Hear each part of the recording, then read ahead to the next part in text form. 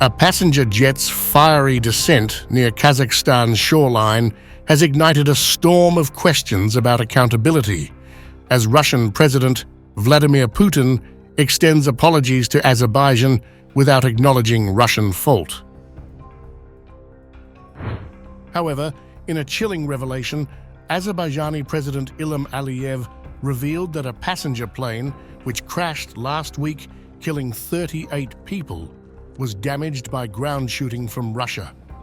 He accused Russia of lying about the cause, pointing to absurd claims like bird strikes or gas cylinder explosions. Aliyev demanded Russia admit responsibility for downing the plane and punish those responsible.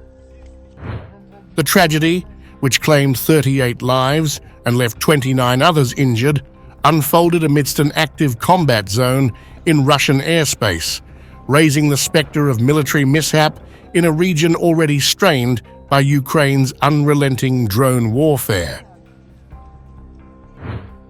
During a phone call with Azerbaijani President Ilham Aliyev, Putin expressed sorrow over the crash, but stopped short of admitting Russian culpability. The tragic incident occurred in Russian airspace during a time of intense military activity, Putin reportedly said, offering condolences to the victims' families and wishing the injured a swift recovery.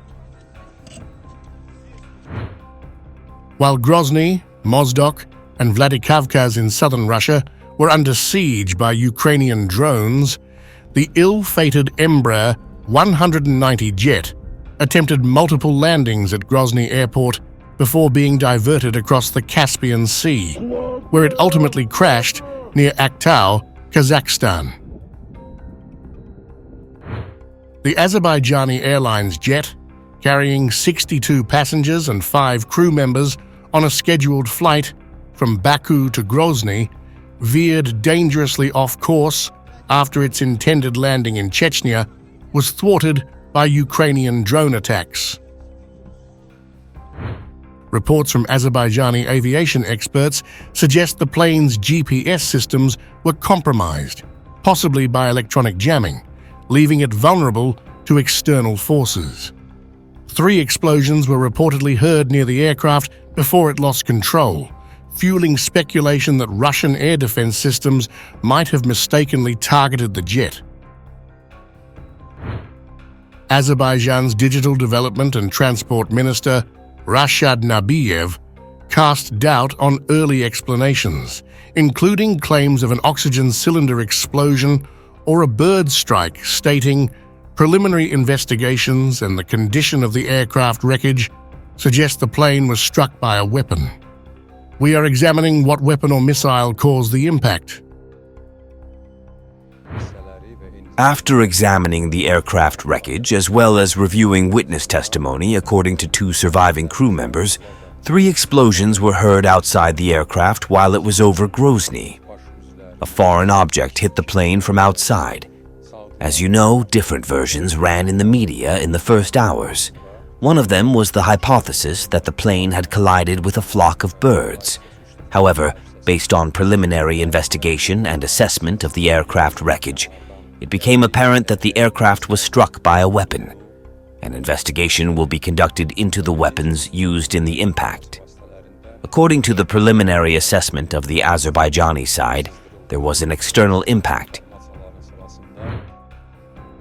While the Kremlin remains tight-lipped about any potential involvement of its air defenses, Russia's Civil Aviation Agency had acknowledged the complexity of the situation in Chechnya due to ongoing Ukrainian drone strikes.